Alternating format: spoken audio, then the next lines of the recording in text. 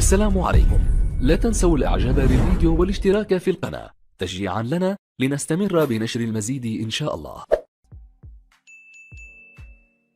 ميري هذه التشكيله الرسميه ديال فريق النهضه البركانيه، المدرب والاطار الوطني امين كرمه، على مستوى الاحتياط حمزه حمياني كحارس وعميد فريق النهضه البركانيه. الرجاء سيدخل بالمجموعه الثانيه، انا زديتي في حراسه المرمى، باقي اللاعبين اسماعيل المقدم، عبد الله خفيفي، خصوصا الى جانب اللاعب ياسين البحيري، تلعبت كره طويله، خروج الحارس انا زديتي، تمريره في اتجاه اللاعب يوسف، وسطات للاعب ادم النفاتي، فرصه خروج الحارس، خروج الحارس امين الوعد ماري كيبحث عن تسديد يسدد، ولكن الكره بعيده.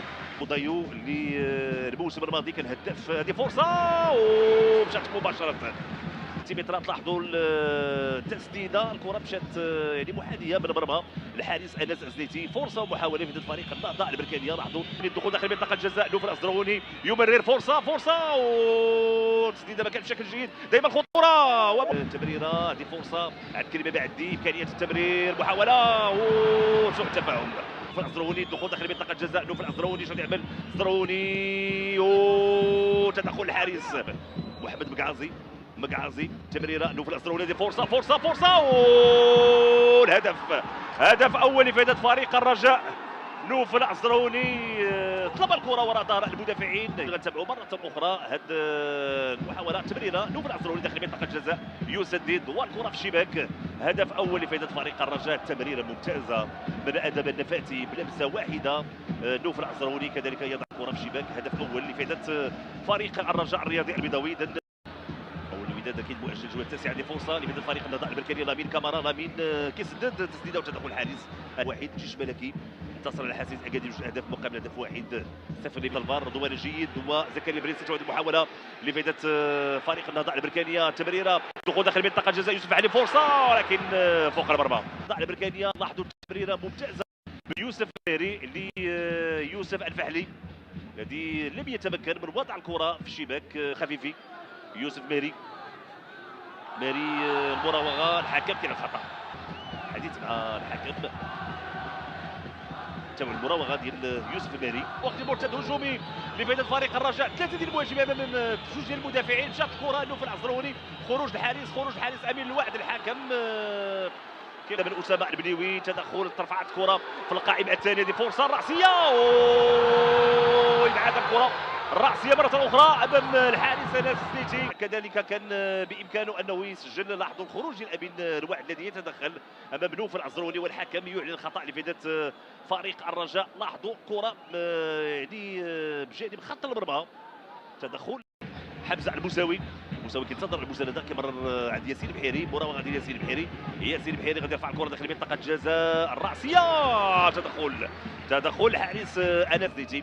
نتابعوا من جديد هذا الفرصة وهذا المحاولة وهذا التمريرة داخل منطقة الجزاء، أسامة البليوي برا لمحمد مرابط، مراوغة ممتازة، هذه فرصة لفائدة فريق النهضة البركاني، تسديدة ولكن مشات جانبا، ولكن الكره كانت في جانبا. نتابعوا من جديد الطريقه باش خدا الكره محمد المرابط يسدد، لاحظوا بخارج القدم، ولكن مراوغه اخرى، تمريره ممتازه عند يوسف علي، هذه فرصه لفائده فريق النهضه البركانيه، فرصه والكره ما وصلتش لايسوفو دايو، دائما الخطوره، محمد مرابط داخل منطقه الجزاء.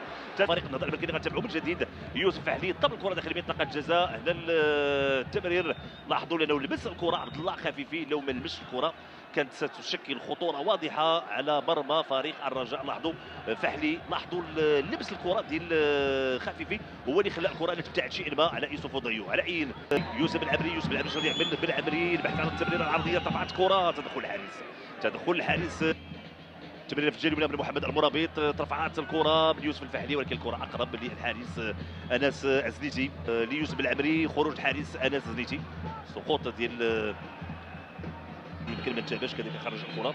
نتابعوا المحاوله الاخيره، اسامه البليوي، لاحظوا لبس الكره ثم طلب وسط اللقاء في الوقت، محمد زريده سقف ارضيه الملعب، لعبت كره طويله، خروج الحارس انس ليجي بالراس ديالو كيبعد الكره امام المهاجم اسامه البليوي. نتابعوا اللقطه اللي من خلالها كان احتكاك بين يوسف علي ومحمد زريده، الحكم اعتبر انه ما كانش هناك خطا. من التمرير لحمزه المساوي شنو يعمل المساوي، كيرفع الكره، فرصه تدخل للمدافع مامادو لامين كامارا ودخول يوسف الزغودي. اذا لامين كامارا يغادر ويدخل يوسف الزغودي.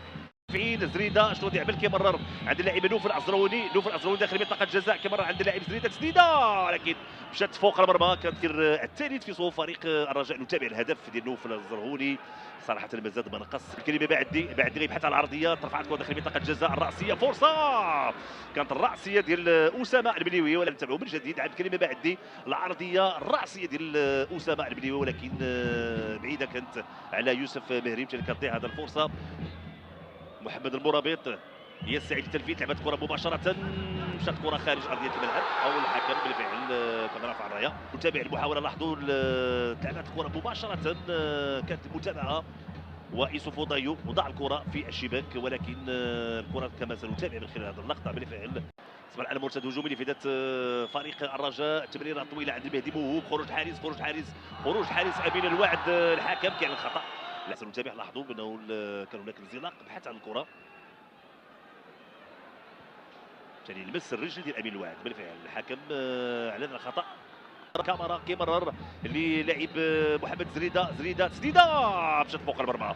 فرصه لفائده فريق الرجاء. محمد عبد الله خفيفي حكم كاين الخطا. بدر المرابط عنده انذار.